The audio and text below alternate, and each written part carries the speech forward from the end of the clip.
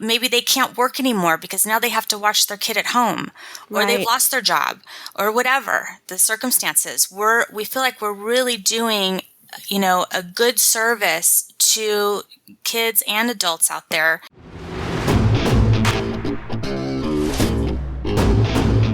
And now, coming to you from the K2 Studios in San Diego, California, it's the world-famous Chris and Christine Show.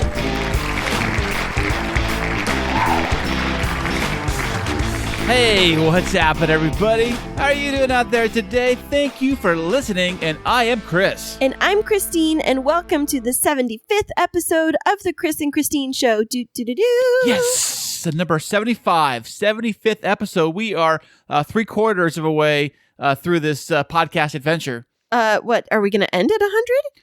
No, but it'd be cool to see we get to 100. To be nice. Well, you said we're 3/4 of the way through with our podcast adventure. Uh-oh. Well, I don't know. I'm trying to make this stuff up as I go along. Well, how's it going for you this week, Chris? Oh, no. This week, I have been on out of commission this week because I threw my back out somehow. I don't know how it happened, but it wasn't at work. It wasn't at home. But all I know is I was in a lot of pain with my back lately.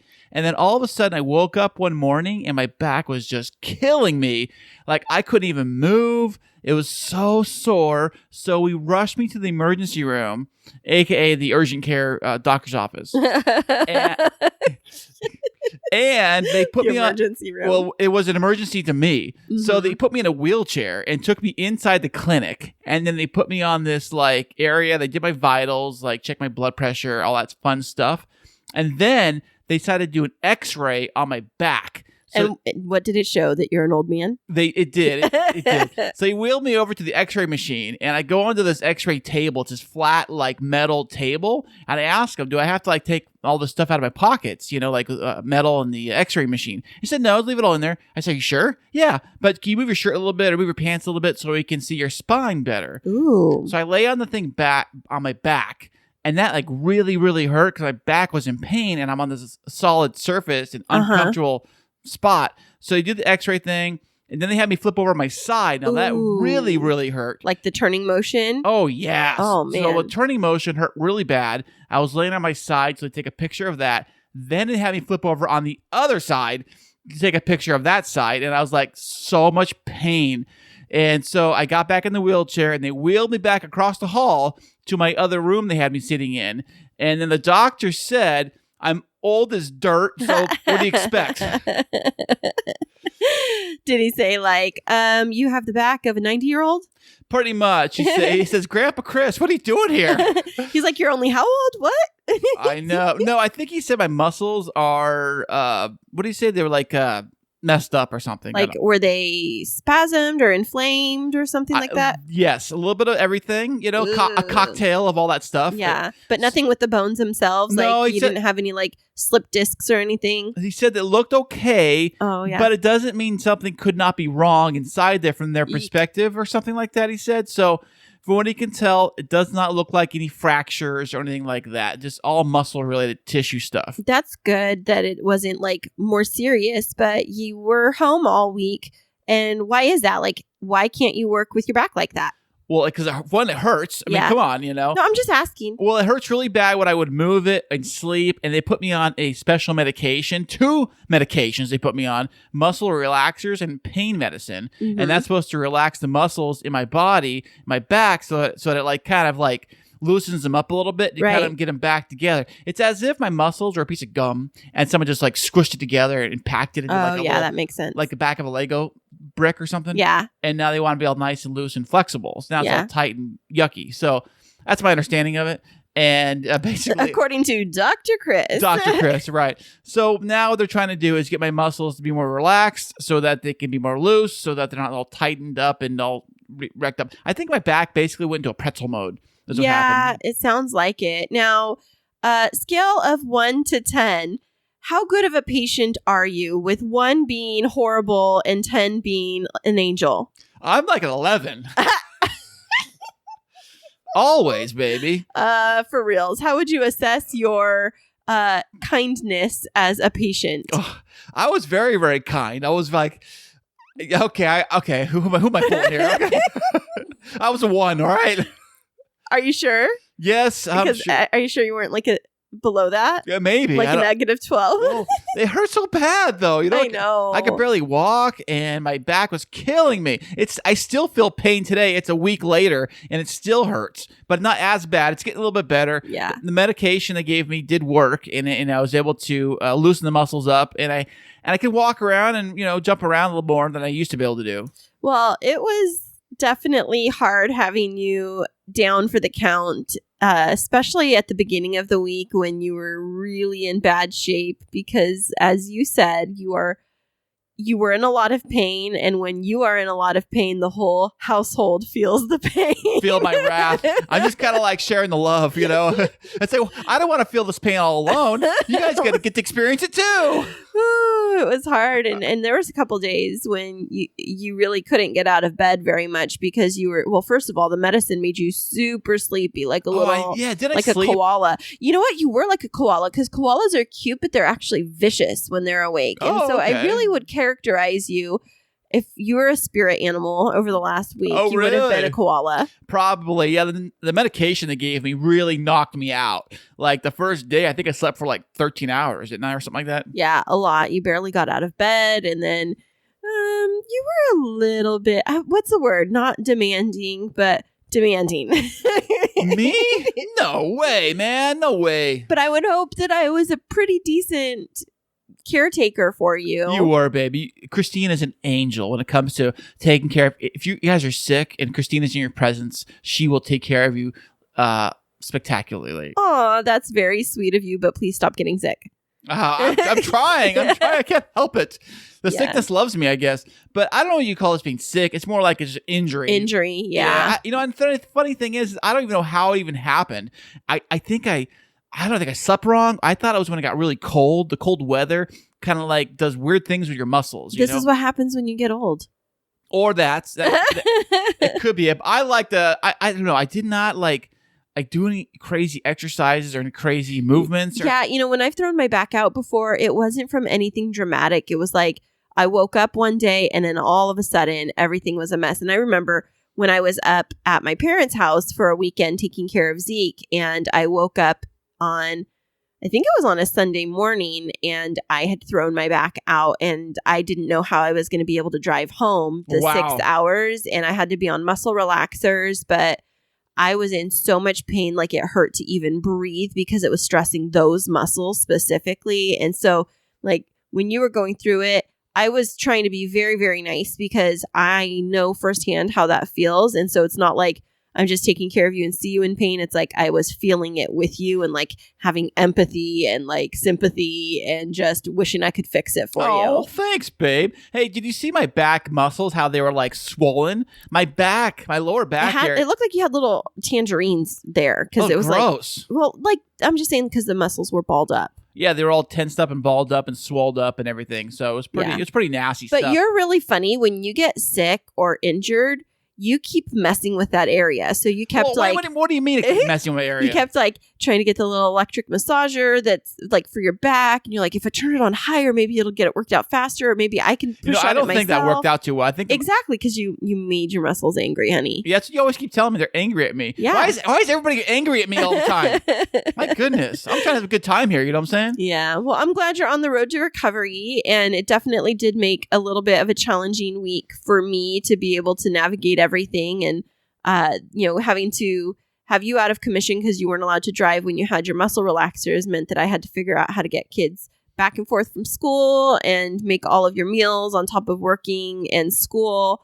So I was definitely pretty tired this week, but I accomplished some big milestones for my dissertation progress. Ooh, and I'm well on my way. And I'm very, very excited. But the bad news is that the university still hasn't announced whether or not we're going to have a virtual graduation or a reduced capacity in-person graduation. Well, even if it's reduced capacity in person, it's kind of like who's going to go to that? I mean, who gets picked to do that? Well, we would be able to bring 2, maybe 3 people with us. And I would prefer to be able to actually go through that. And I could get a cute USC mask and actually go to campus and walk through graduation. But ultimately, whatever's going to be is going to be. And I've just come to this point in life where it's like, stop expecting that things are going to happen and just realize that nothing is certain until it's certain right now. And the better thing for me to do for my own mental well-being is to just accept it. Accept whatever they're going to give you. Yeah. As long as you still get that diploma and you still get all these certifications and it's official, that's what really counts anyways, the way I look at it. I mean, the ceremony is just for facade. And the Not a facade. I mean, it's a rite of passage. I wouldn't say it's a facade, It is, but what I'm saying is that the main thing that really matters is the actual degree. That is true. And I am very excited for that. But one other exciting thing that did happen to me this week is I got accepted to the International Golden Key Honor Society. What is that? So it's an honor society for different students that are in the top 10% of their university. And so I got accepted to it. And then there's another one that I'm under consideration to be accepted to. And that's really exciting because it gets to go on your resume and you get to it's kind of bragging rights, I guess. But kind of like being in a special fraternity. It is. Yeah. It's like a little bit of a status symbol. I was in something like that too back in high school. I forget what it was called. There was a club like that I was nominated to be in. It was like what was it called? Like most likely to be on the cover of GQ. That was it too.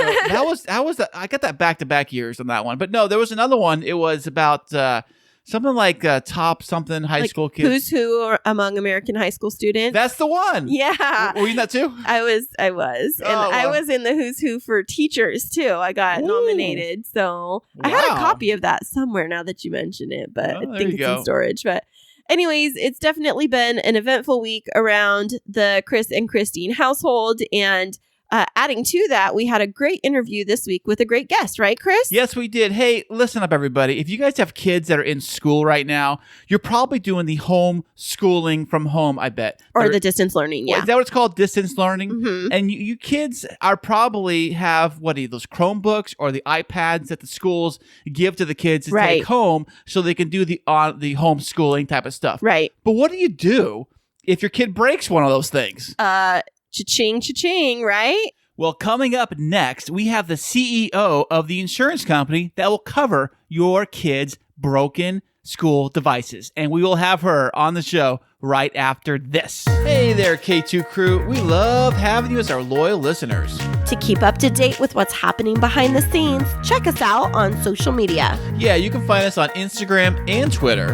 And don't forget to follow our Facebook page. Yeah, tag us in your favorite fun stories, and guess what? You might just end up on the show. Ooh. I realize that a lot of you guys are working from home right now in your home offices. And if you do have a home office or home business, I want to tell you about FedEx Office.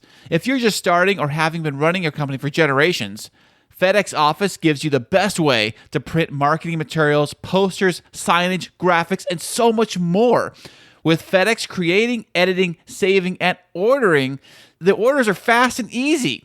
We are teaming up with FedEx and Podgo to bring our listeners 30% off your next order of $100 or more.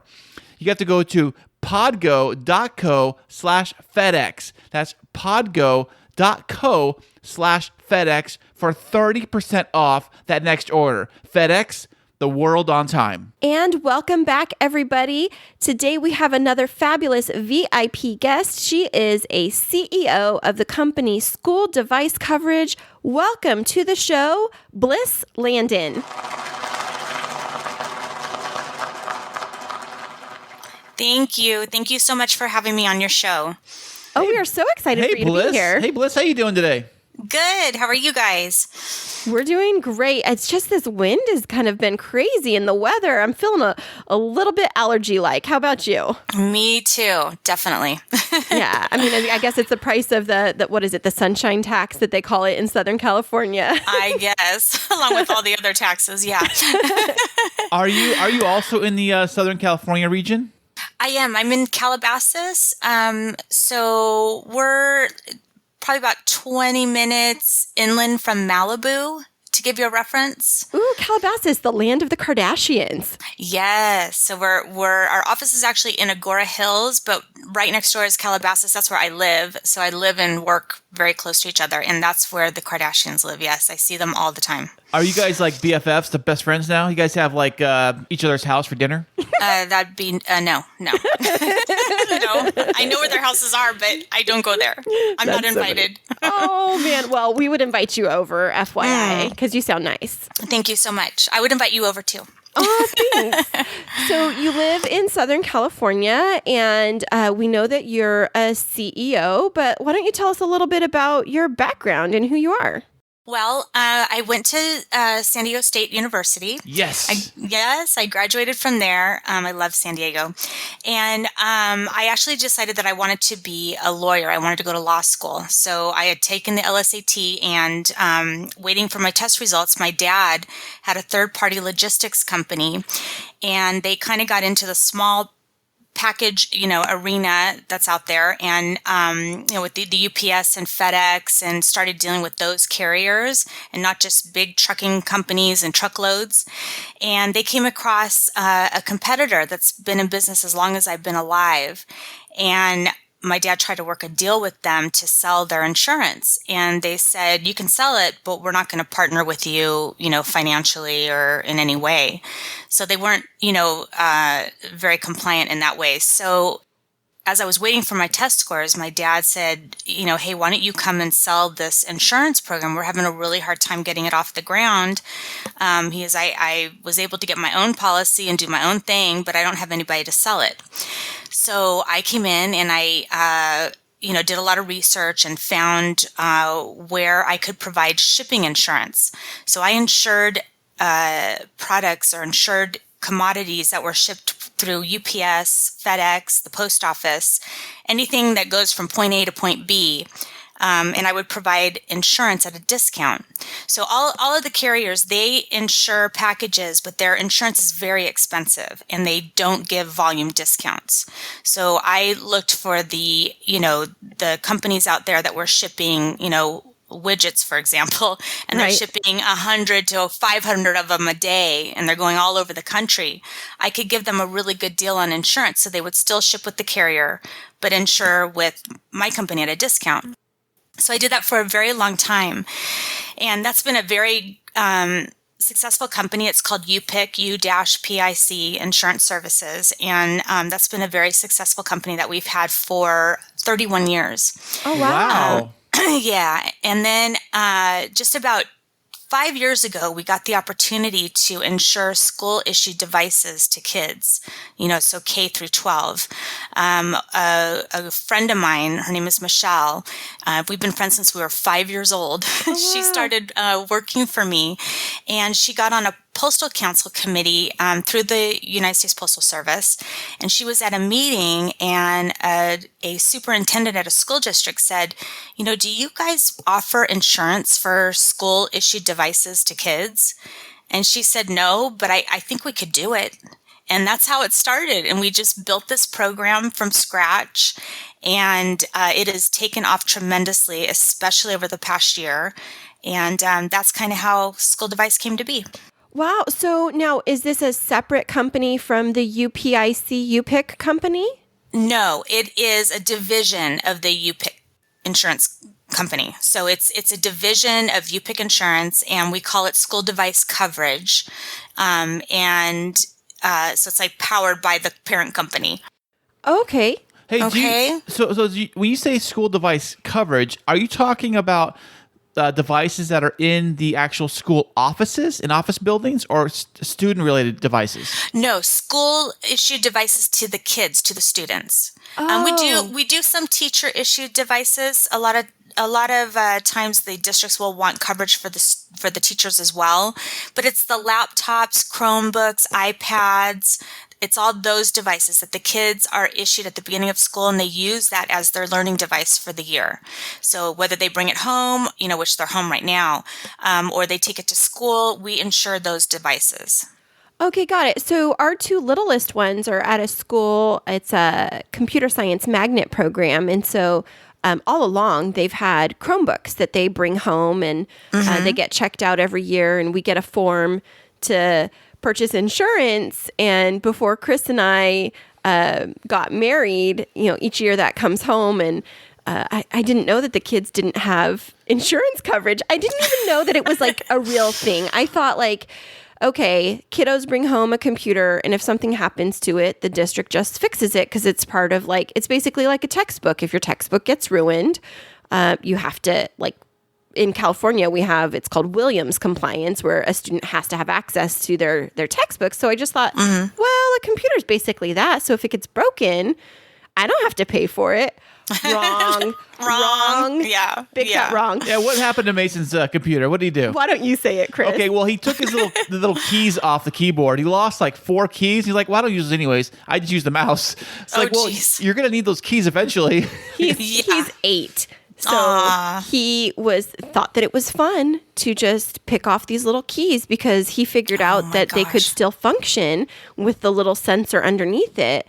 But he was trying to like type something. This was like, I don't know, months and months and months ago. This is like pre-COVID because like I said, they've had these devices, and I had to like go type in a Zoom link for him once he went to distance learning. And I'm like, Mason, where's the L? And he says, I didn't need it. That is so funny. I love hearing the stories. That's one I have not heard yet. But there are so many stories of instances where kids do the craziest things with their school devices. It's pretty funny. Right. Well, so we reached out to the school to say like, okay, now we're on distance learning. He really needs his Chromebook to be functioning. Can we drop it off to get repaired? And we get an email back. Yes, you can drop it off at this address. And depending on the extent of the damage, the charge is estimated to be, it was like on the low piece of it, it was like $75, and the high end, it was going to be like $350 because depending on if the sensors were damaged. And I was like, okay, so is there a deductible that we pay? We didn't have insurance. Oh no. So are you guys obviously with a lot of kids at home doing the online schooling from home of 2020, good old 2020. Yeah. How has business been for you guys as far as buying insurance on those devices? Well, we've been very busy. We doubled the business last year because of COVID, and it went crazy. We've never worked so hard. So it's just, it's a demand. And, the numbers that you were saying, $75 up to $300, you can buy insurance typically, depending on what device it is, but a Chromebook, it would be $20 for the year. Oh, wow. So That's $20 definitely your savings. Yeah. So $20 versus $75 or a total loss of $300. I mean, it just makes it so affordable and workable for the school districts and for the parents. So do you guys offer your insurance to the school districts? I mean, how do you guys approach how does it go from you to the Chromebook the kids have? Yeah, so we offer our insurance through the districts, and what happens, I'm sure you guys have heard of the CARES Act money. Yes. So a lot of districts were able to get some of that money, and they were able to purchase insurance for all the devices for their school districts. So we call that a district buy. And then if they don't want to do that or they don't have the funds to pay for it, we'll do a parent buy. So we'll set up a portal through the school where the parents can go on and purchase the insurance through the school district's website, and there's a portal to our site so that they can purchase it that way. Fantastic. Yeah, that makes a lot of sense. So, Bliss, I don't know if you're aware of my background, but I am in education, and I was a former school principal. I'm now a county level administrator. Oh, but wow. I remember being a principal and going through, this was, I left my site for this current job in 2015, but part of my work was to get a one-to-one program going. And I remember going through the process of deciding on which devices and like trying to figure out which ones were going to be the most resilient when going home in backpacks every day. And then this additional cost of insurance. And I just remember like one kiddo had an entire carton of chocolate milk explode in their backpack. And gross. Yeah. And then it completely fries the computer. And I would send it back to our tech services department who would evaluate it. And they'd say, okay, this is a total loss. Insurance will kick in and, you know, we'll replace the device. So that leads me to my question of like financially for you all, not getting into dollars and cents, but is this an industry where you're actually putting out a lot of money for replacements and repairs? Because isn't that what insurance does? Like with a car accident, they pay for a car to get repaired, right? Right. So you know, insurance is numbers, right? So you have a pool and you have the people that are going to have claims and then the people that are not going to have claims. And we've developed an algorithm that does our pricing. So we consider, you know, what kind of device it is, what the number one claim is a cracked screen. So, and number two would be liquid damage. And so we take those repairs into consideration, and then, you know, based on our history and how things go, we're able to, you know, bring our price down pretty far, and we're able to pay our rent and pay our bills and pay our overhead to make it happen, and at a low cost, you know, to the end user. We've had a couple of school districts, you know, they didn't go upside down, but their claims were pretty bad. Oh, wow. So then we raised their rate for the following year, and that makes sense. We make up for that, you know, for that loss.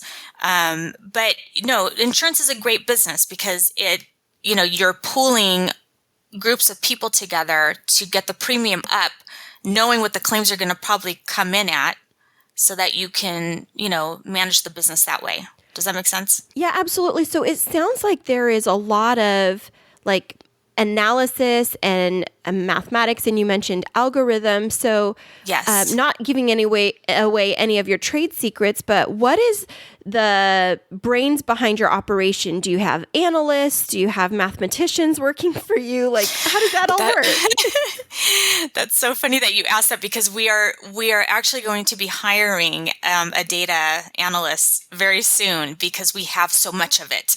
Ooh.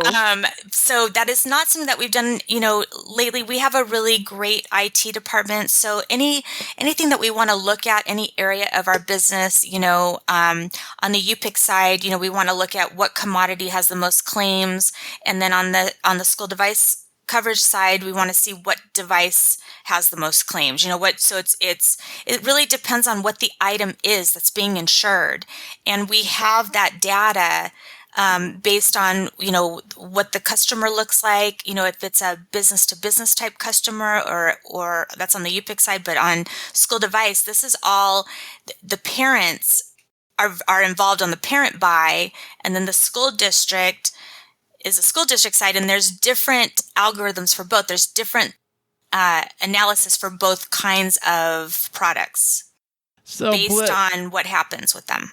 So Bliss, I got to ask you if you can tell me, what is the most breakable item that you insure? Anything with a screen on it. So like iPad, tablets, that kind of stuff? Yeah. And well, the most popular device out there right now is the Chromebooks. Oh, and the screens crack because the kids, we have a video on our website. I don't know if you checked it out, but the kids will come home from school and they chuck their backpack into the corner. Okay. Oh, yeah. I see them do that. Yeah. Yeah. And so the screen can break at that time. The bottle of water, you know, breaks open and ruins the device at that time, you know. So that's the device. It's the Chromebooks. They're the most popular device being used across the country right now. They're cheap though, right? Is that why they're kind of cheap, aren't they, for computers go? Yeah, they range anywhere from like $225 up to $325, and it depends on if it's touch screen or non-touch. So touch screen is about $100 more per device than the non-touch.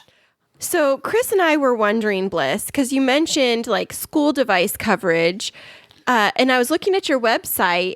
Is there a way for us to buy coverage for our own at-home devices as adults, or is this restricted to just student usage?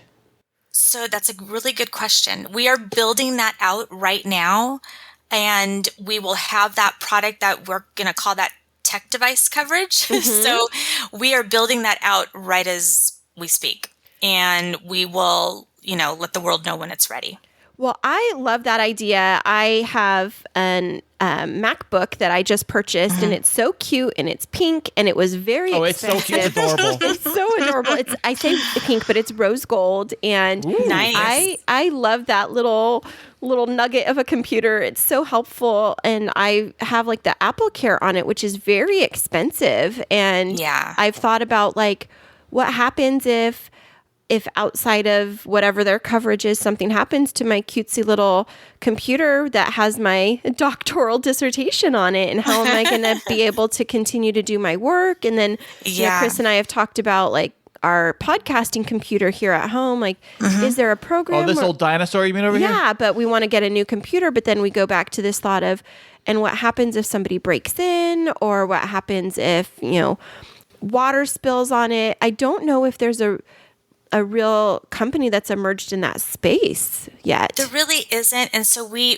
see the void in our space for this product. And now that's why we're building it out. And we will have that finished this year. I can't give you a deadline as to exactly when it will be ready, but we see the need, and we are requested this all the time. Because it's, this product, the space for us is very new, so to speak. It's just been the last few years, but it's taken off, dramatically, and we want to keep up with what's happening, and we see the need, and we're very familiar with Apple Care, and it's very expensive, and there's a lot of holes of coverage, in that. And we also see holes in coverage in warranties. So a lot of the manufacturers of devices, they have warranties that they sell, but there's so many limitations on the warranties that we know that this insurance product is a great product to have for, any kind of electronic device that you're using at home or at school. Bliss, what do you guys do? Any kind of like data recovery with the devices, or are they considered a total loss? Yeah, we don't do anything with the data on the device. They just get fixed, and that's it. Okay, so if a kid had a Chromebook, or a teacher had a Chromebook or a device of some sort, and it was insured with you guys, and they had, say, just hypothetically speaking, say they had, I don't know, all the report cards for all the kids on a device, and they lost it all. How could you guys help that out? They don't.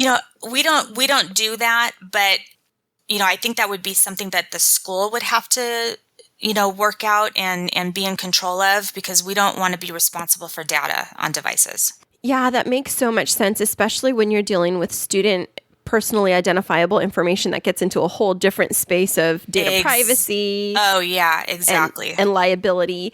But something you just said really, it resounded with me about the difference between warranties and the insurance. And I'm going to birdwalk for just a second. But when Chris and I got engaged back in, was it 2019, Chris? Yes, it was, baby. September 2019. And we went in person together to pick out the ring, and they asked us, do you want a warranty on it? And there were so many things that were and weren't covered.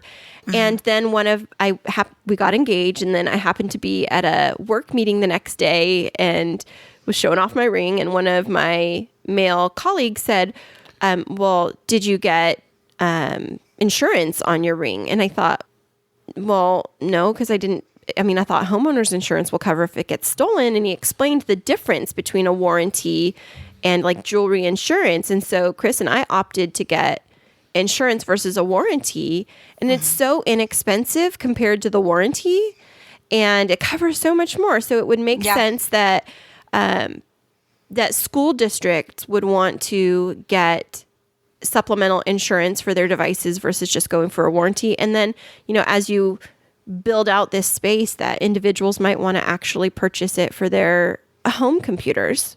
Exactly. So we see that need, and that's the next step for us, is to, take it home to the parents and anybody else that wants to insure their devices.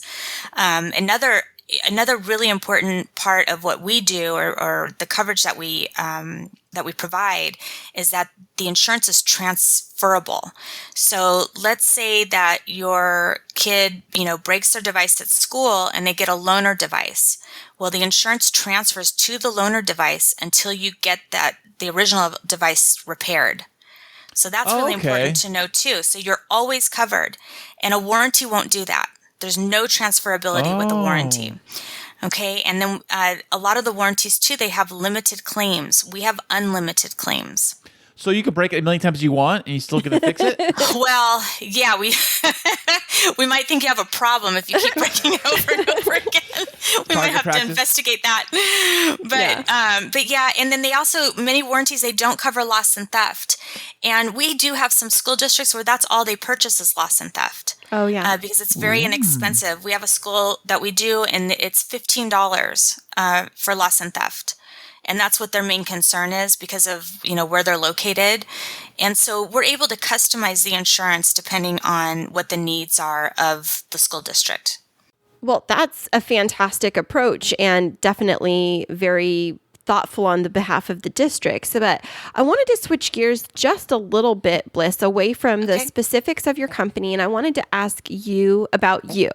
So your bio states that you're a CEO, and in examining the heads of insurance companies and tech companies, it seems like it's really dominated by male CEOs. So what has your journey been like as a female CEO in this space? It's been interesting, to say the least. So I mentioned that I had a competitor that's been in business as long as I've been alive, and they were a group of, an all-boys club. It was all men. Mm-hmm. And I started going to these trade shows to promote, my product, and they were so awful to me. They were so disrespectful. Aww. Yeah. They would leave their candy with their logo, like a big pile of it in my booth at the end of the day.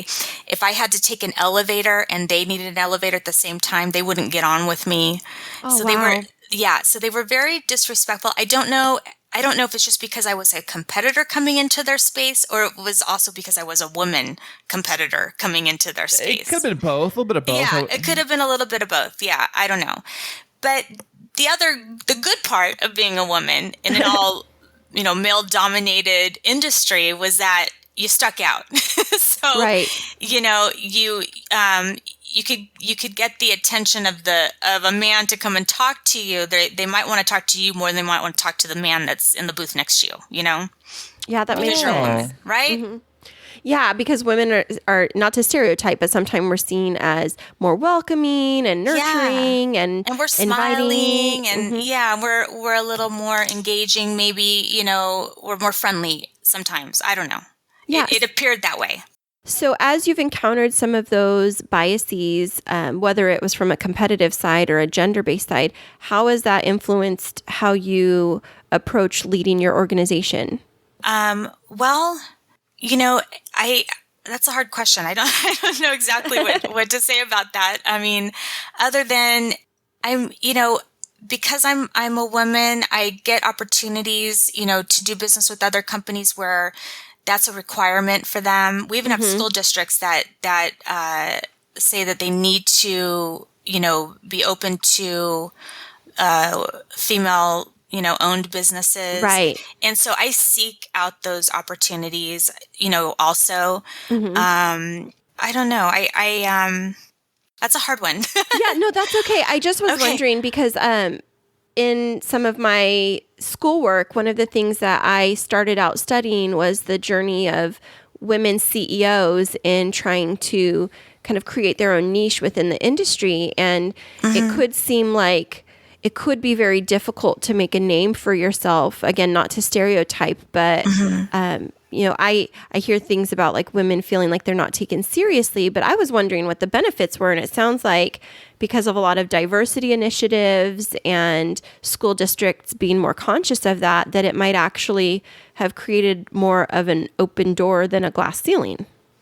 Yeah, and I never felt that I couldn't do my job, or I couldn't do certain things, or I didn't have the same opportunities as another company.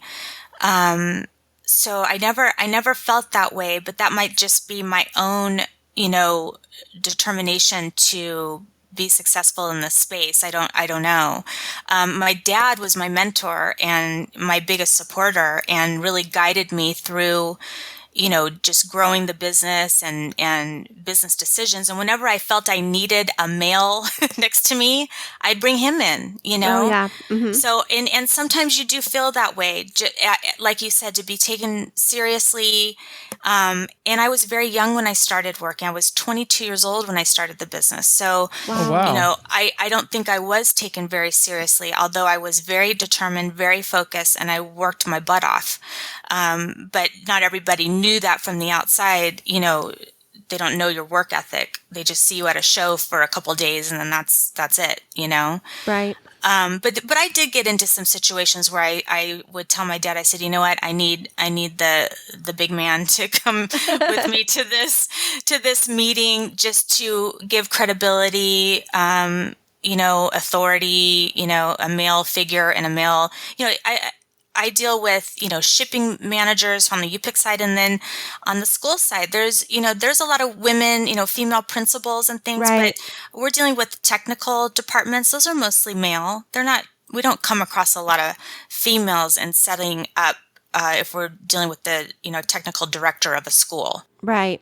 So that's still kind of a male dominated industry. So Bliss, when you talk about insuring for school and school devices, what is it for all grades, or is it for elementary school, or for everybody? We will do any grade, and we do colleges, we do charter schools, private schools. We're just looking for groups, because the volume needs to be there to offset the claims, if that makes sense. Oh, What- yeah. what That's a better percentage? deal for us. Is there a certain percentage where that what percentage are you talking about when that happens? The tipping point for that? Well, if they can stay, at the 50% mark, that's really great. Okay. When they Oh, yeah. start to get close to, 60, 70, that's not good. That's not a good rate. So we try to keep them below 50 because of our operating expenses and things that we have to do. But Yeah. again, if there's volumes, if there's, a district that has 100,000 devices, we're going to give them really good pricing on that. Okay. So that all plays into, our quoting for the prices and things like that. Yeah. Now, living in Southern California, thinking of like a San Diego Unified with hundreds of thousands of students, as they're doing one-to-one devices in a lot of the school sites, it would make sense that there would be a different break-even point for them versus like a 2-room schoolhouse up in the hills. Exactly.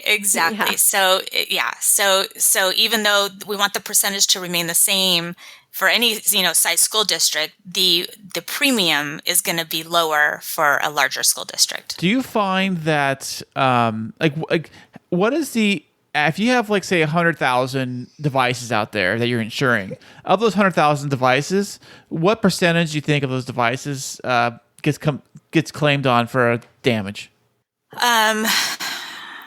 Sorry, Bliss, he's nerding out right now. I'm just curious about the numbers. That's all. I know, you're a numbers guy. I know. I would say it's anywhere pretty much guaranteed there will be 10% of those devices will get claimed. Okay. Okay, for sure. But the majority, it's more than that. It just depends on, what the device is, where they're located, what they're doing with the device, if they're bringing it home, not bringing it home, if it's staying in one place, not staying in one place. So it just depends on all those things. So your bottom is 10, and then it goes from there. Oh, that makes a lot of sense. So guaranteed 10 are going to fail for sure then, right? Yeah. Okay. That makes a lot of sense. Well, listening to you talk about the insurance industry and about your company, it seems like you're very passionate about your work. So what's at the root of that passion that motivates you to keep growing your company? Bills. Don't we all have those? Yeah. You know what? I have been really fortunate that my 2 older children are working for me now. Aww. And so it's kind of like I've got this family legacy going on right now. So my dad set me up in business. He also set my brother up in business, in a separate business. But so I've had this business from my dad. My dad's been my mentor and has been with me every step of the way, helping, just when I need him. He's not actually here in the office, but he's there. And so now I have my 2 older kids working for me doing sales, and they're doing a phenomenal job. And so I'm even more motivated now, more than ever, to make sure that this thing, grows and does a great job, and we have a great product that's sustainable for another 30 years for them, So that keeps me very passionate about doing what we're doing. And then, we're really providing a service right now for kids with this whole COVID, situation where at-home learning, that's what you have to do now. And the kids need their devices, and we need to, give a solution to parents who, maybe they can't work anymore because now they have to watch their kid at home, or they've lost their job, or whatever the circumstances. We feel like we're really doing, a good service to kids and adults out there who really need that help. Yeah, that totally makes sense. So now, Bliss, you had mentioned at the beginning of our interview that you live in Calabasas, and recently we had a celebrity that was on our show from the Calabasas area, kind of a big deal. He's in the country music scene. Have you ever heard of the artist Jake Parr? Oh, yes, I have heard of him. Isn't he fantastic? He really is. Have you listened to some of his new singles that are out? I have listened to them over and over and over again. I love his singles. That's awesome. How did you discover him? Was it like at a local, sorry, we're laughing. Is it at like a local bar or something? I discovered him at Tarzana Hospital on September 28th, 1994. What? Were you his nurse? I'm his mother. No way. Yes, Wow. I'm so proud of him. He's so talented. We have a lot of music in our family. My mom was a singer in the 60s. And so it's just been really fun to watch him. I volunteered him for every musical anything his whole life. So I knew he had the talent. Yeah, and I knew he had talent from a really young age, and music has just been a huge part of, his life. So is it a part of your life? Are there any hidden talents of, like, should we see Bliss Landon in lights anytime soon on a stage coming near us? No, I sang in high school. I sang in a small group. I went to LA Baptist High School. It's over here in the Valley, and I sing in church on occasion. I'll sing with him. I'll back Jake up at church. Aww. And but that's the extent of my music career. Hey, so what's Jake up to today? He's here in my office. He's cranking out the sales over there. Look at him go. Look at him be hustling. Well, he was fantastic on our show, just as you have been, and we loved his music, and that just speaks to the great family that he came from. Oh, thank you so much. That's a really nice compliment. I'm really proud of him. Oh, that's fantastic. And so we invited Jake to come down here after COVID to, not that we have the right to do this, but to invite him to perform at Moonshine Flats, because I pretend that that's like my hang. Okay. And so we told him that when he comes down to perform, we're going to go country line dancing. So the question is, Bliss, are you going to put on your boots and come dance with us? Of course I will. Oh my gosh, I look forward to it. Yes, I will come in a minute. That will be like this, so much fun, where it's like the Chris and Christine show, country music, dancing reunion. I love it. I used to line dance all the time, but they're so hard now. The ones that they do now, I don't know any of them. I'll have to have Jacob teach me how to do a couple before we head down there. Oh, that's what we were telling him. I have to watch YouTube videos, and I watch the girls dancing around and spinning around, and it's like something between like a super fast waltz plus booty shaking plus exactly twerking plus tap dancing plus ballet. And I don't even know if my body can move like that anymore. Yeah, mine can't, and I look like a hot mess. It's like you watch those movies of the awkward middle school girl who like goes out on the dance floor and what was that movie, Chris? White Girls? Probably White Chicks or whatever that movie was. Yeah, I'm like the awkward dancers there. That's so funny. That's so funny. He'll be embarrassed of us. We should just probably stand in the corner and just cheer him on while he sings. That's all we can do. Oh, totally going to go out there and embarrass him. And he'll be like, I don't know them. That's so funny. Well, he said you guys were so much fun. He really enjoyed your show. So that was great. We totally enjoyed having him too. Oh, good. Well, thanks for having him. He's so talented, and he's a writer and a performer. And it's just hard right now with COVID. Everything's shut down, but hopefully it'll be up and running soon.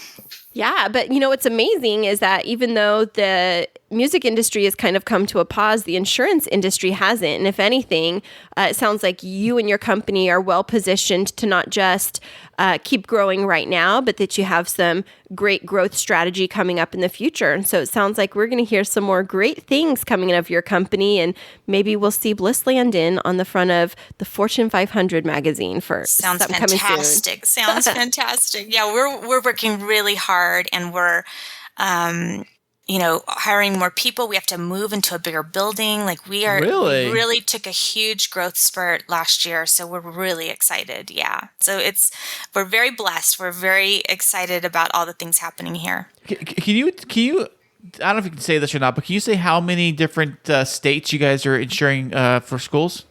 Oh, for school districts? Yeah. Mm-hmm. Is it all California or what? I'm sorry, what'd you say? Is it only in California? Oh, no, we're nationwide. Okay, gotcha. We have school districts in New York, Florida, Texas, all over the country. Okay, cool. Well, Bliss, I've kind of drank the Kool-Aid learning about your company, and I hear that you're hiring a data person. So where can I put my resume in? You're so funny. I'm ready for my interview. Just go to schooldevicecoverage.com and just submit it there.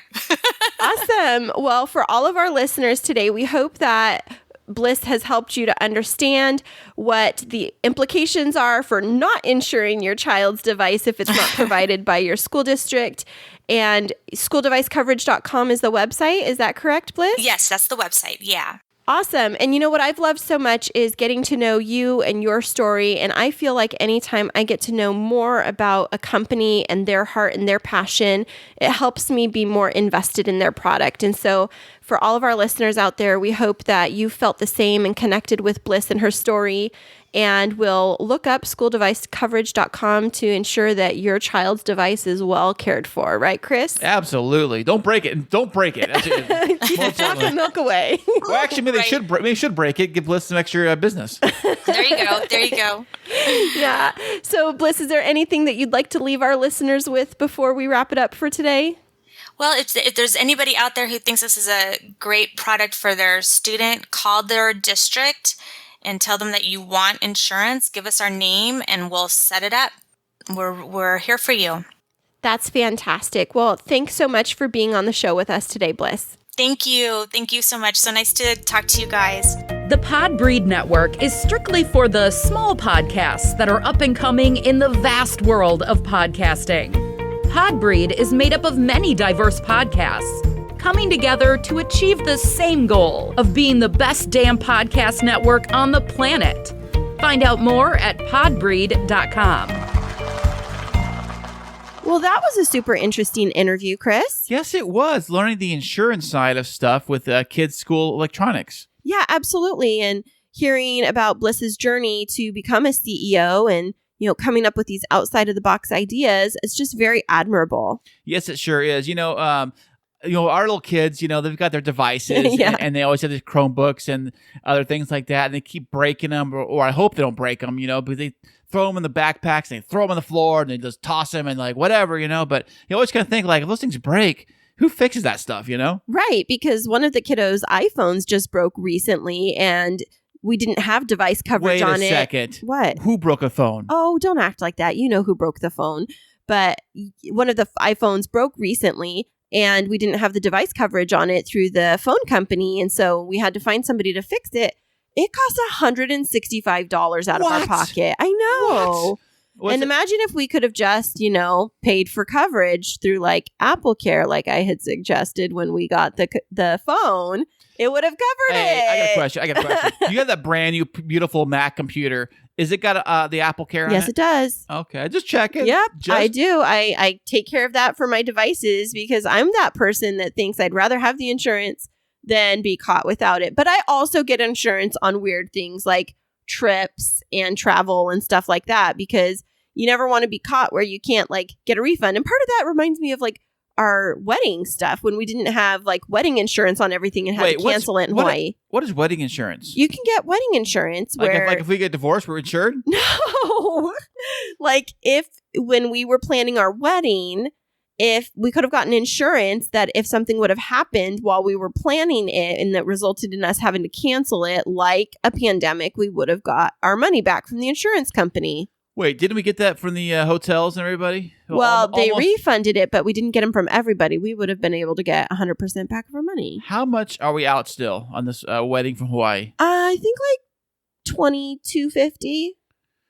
Like $2,250. $2,000? That's a lot of money. I know it is, but we didn't have insurance on our wedding. And it goes to show you that even on those obscure things, it definitely pays to have peace of mind when it comes to devices, trips, and whatever it is. Concert tickets too. I remember when we went to iHeartRadio Festival a few years ago, I opted to get the insurance on those tickets because it was one of those things where like if you could not go or whatever, you had to cancel, you would get your money back, but you had to pay an extra, I think it was like $50 per ticket or something like that. Some crazy amount of money. Right. And then you lose that, of course, if you go, I guess. But it's just an insurance policy on the fact that if you're not going to go or not.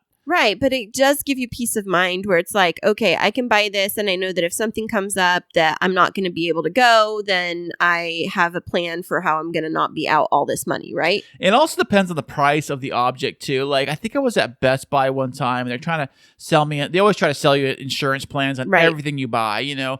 I'm buying a pencil, for God's sakes. You're trying to sell me insurance on this thing? You know, who cares?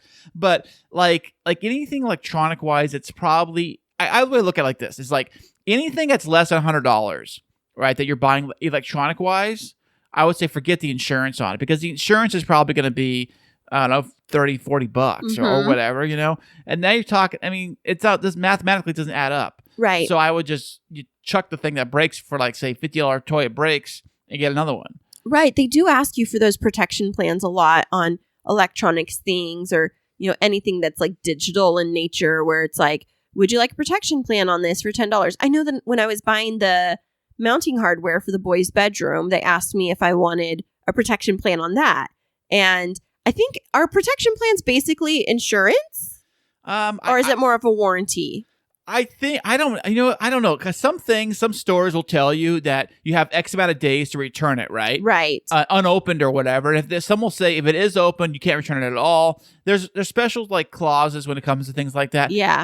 You know what's funny? When I built the shed in the backyard, when I first moved in this place. My dad and I built this shed together, and we laid this groundwork, and the groundwork was crushed granite. Okay. So we had to pack it down with this thing called a tamper tool. Now, the tamper tool looks like a big, it's like a big shovel stick. At the end of it is this big flat, metal, like to press things down? Yeah, you stamp it down, like bang, bang down with it. And the thing was about, I think it was like $25 or $20 for the tool. I thought, great, I'll just return it afterwards. But Home Depot said, oh, no, you can't return this. I said, what do I do with the tamper tool after I use it? But I've been using it to trash the... compact the trash down in the big trash cans when we use too much.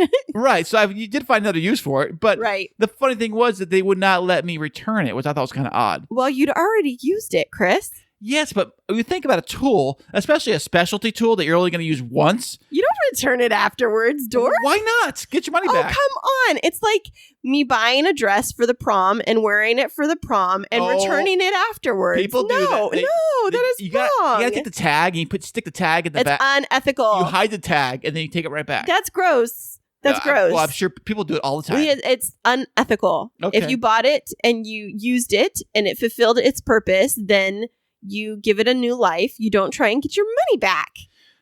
Whatever. But that is different from insurance, where insurance, the whole purpose of it is to protect you. And so I would say, if you had insurance on your tamper tool, then maybe... I don't think you get it. What do you do? I didn't break it. I don't know. Then you just keep... I don't know. I was trying to make that logical reasoning, but I don't get... you But the funny thing is about electronics is that electronics always seem to break. They always seem to or either they break... or people always just upgrade. You know, you think about it, how many iPhones have you gone through in your life? 3. Only 3 iPhones?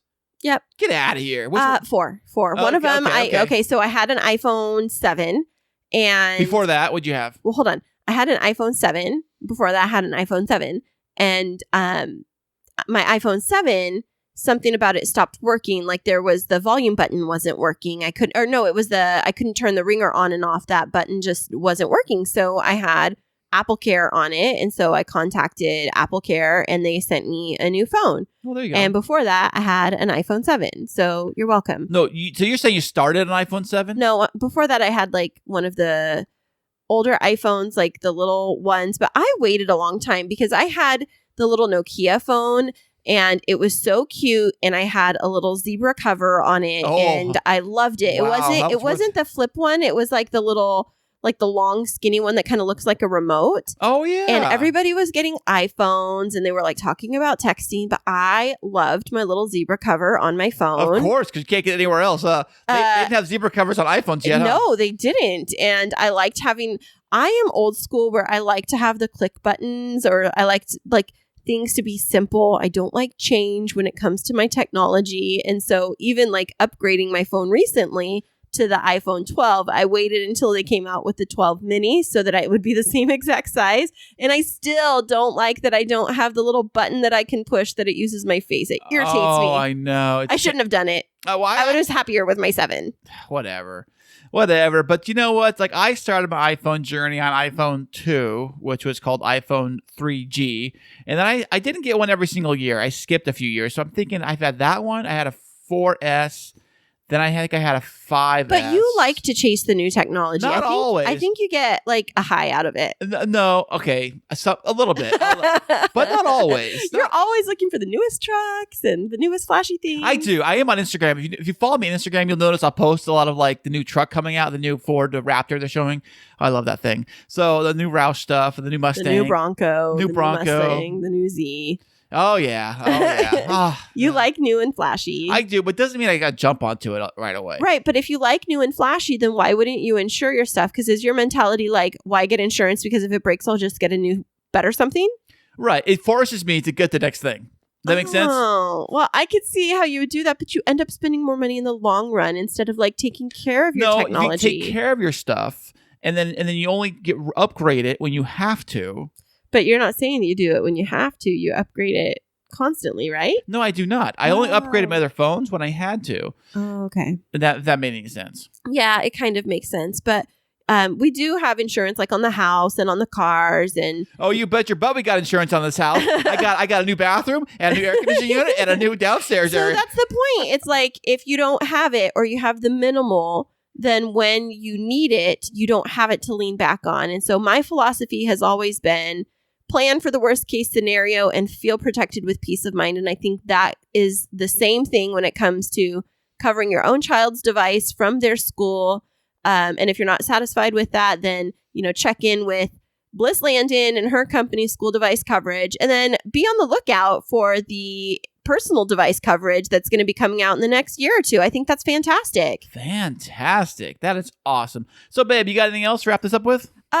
Just that we hope that everybody has a fantastic week, and it's gearing up for Valentine's Day. So don't forget that Valentine's Day is just about a week away. And here is your warning from Christine. You're welcome. We know you've lost track of days because of #COVID, but Love Day is coming. Hey, speaking of loss of days, tomorrow happens to be Sunday. And you know what Sunday is? Well, the day of rest. It is the Super Bowl tomorrow, or today when this episode comes out. Yes. Who do you want to win? The team that wears red. Actually, they both do. Exactly.